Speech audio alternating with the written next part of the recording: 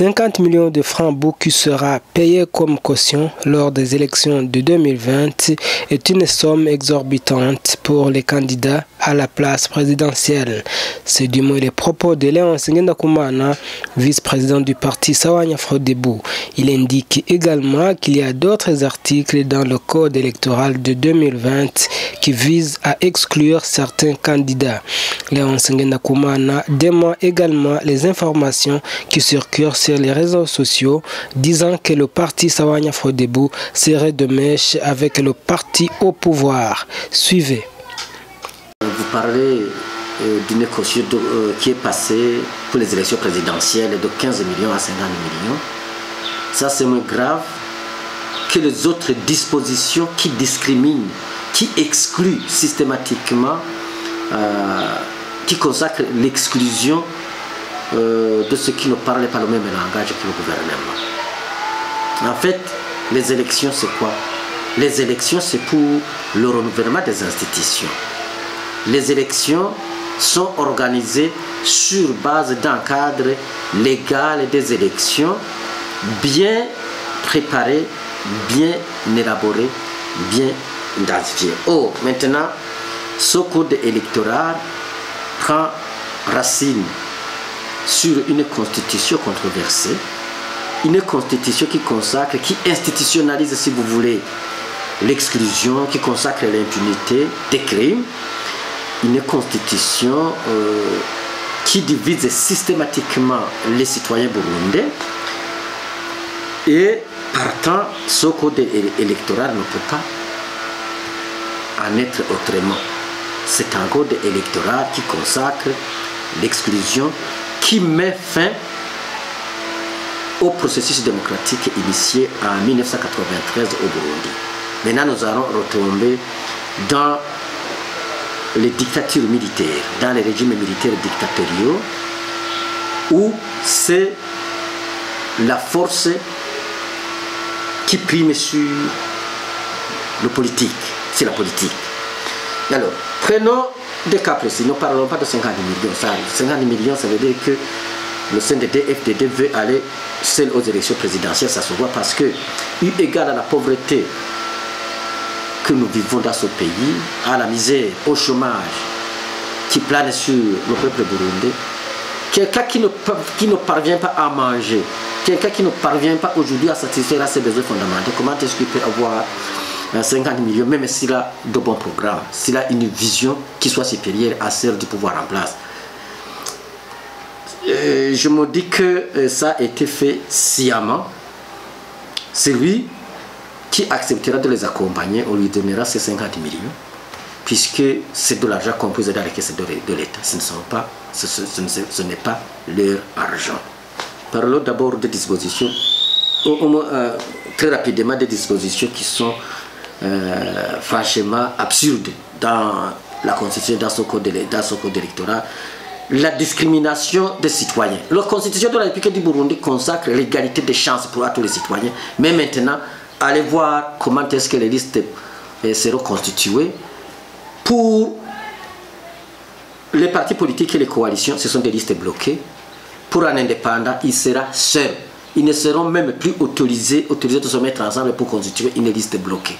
Ça veut dire que pour les partis politiques et les coalitions politiques, la Constitution les protège, mais ne protège pas l'indépendant, alors que c'est un citoyen burundais, que c'est lui qui devrait être protégé par la Constitution. Deux, dans les cautions, on parlait des cautions de 15 millions à 50 millions pour les élections présidentielles. Maintenant, pour le cas des listes des députés, ou au niveau des conseils communaux, ça veut dire que dans une même circonscription, pour que un parti politique ou une coalition ait un député, il faut avoir 2%. Il faut avoir 2%. Alors que pour un indépendant, dans la même circonscription et dans les mêmes conditions, un indépendant doit avoir 40%. C'est que les constitutions, c'est que le code électoral qui divise les Burundais sur cette base-là.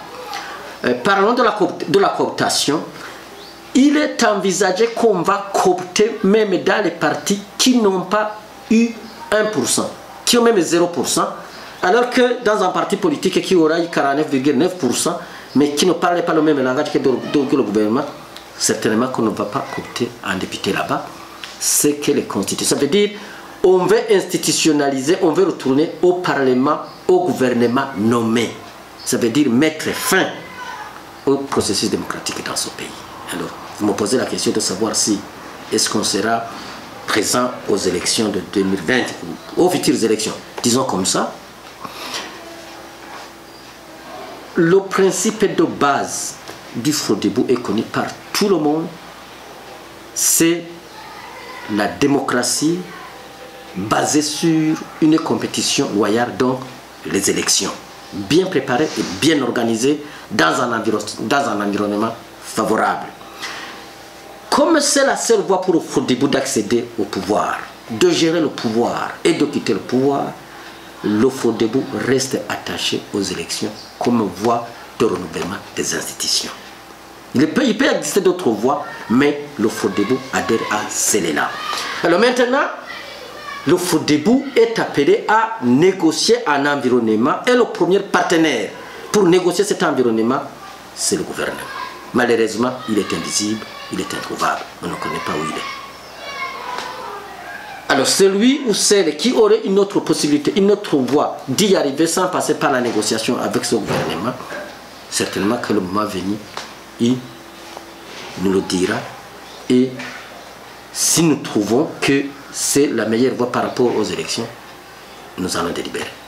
Le Frodebo étant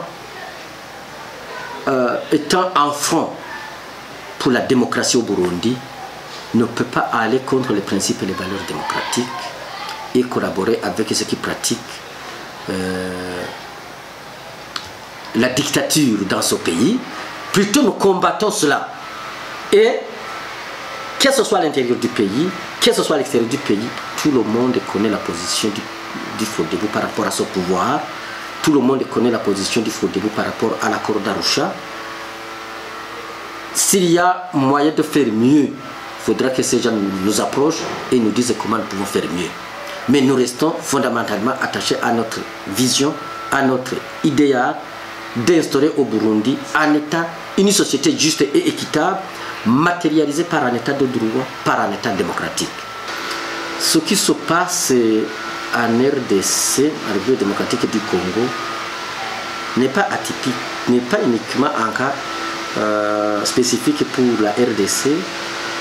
Ça se passe un peu partout en Afrique, où il y a une confusion entre la démocratie et les élections, où progressivement la démocratie est en train de disparaître en lieu et place des élections truquées, en lieu et place des élections faussées d'avance par les textes qui régissent les élections et qui régissent les nations. Voilà, au Congo, ils sont victimes de certaines dispositions qui se trouvent dans leur constitution, qui dit qu'un président quitte le pouvoir lorsqu'il y a un autre président qui est investi. Alors le président en place manipule l'armée et la police, manipule certains leaders politiques qui sont proches de lui, à vide du pouvoir si vous voulez, pour qu'il n'y ait pas d'élection, pour qu'il n'y ait pas de successeur, afin de rester éternellement dans des gouvernements de prolongation ou de transition. On le voit. Aujourd'hui, sous la pression interne et externe, les autorités congolaises ont fait semblant d'organiser les élections, mais nous constatons aujourd'hui que les mêmes autorités refusent de publier les résultats qui sont issus de ces élections, parce que la personne qui a gagné les élections n'est pas la personne qui a été mise en avant par ce pouvoir, d'après les informations qui nous parviennent. Ce qui va se passer alors, c'est comme ce qui s'est passé au Burundi à l'époque du référendum, continué au mois de mai de l'année dernière.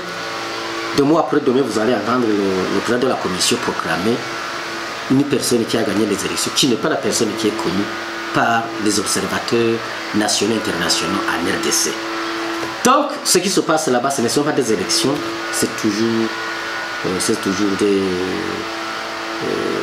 des manœuvres dilatoires pour que ceux qui sont au pouvoir s'y accrochent, y restent.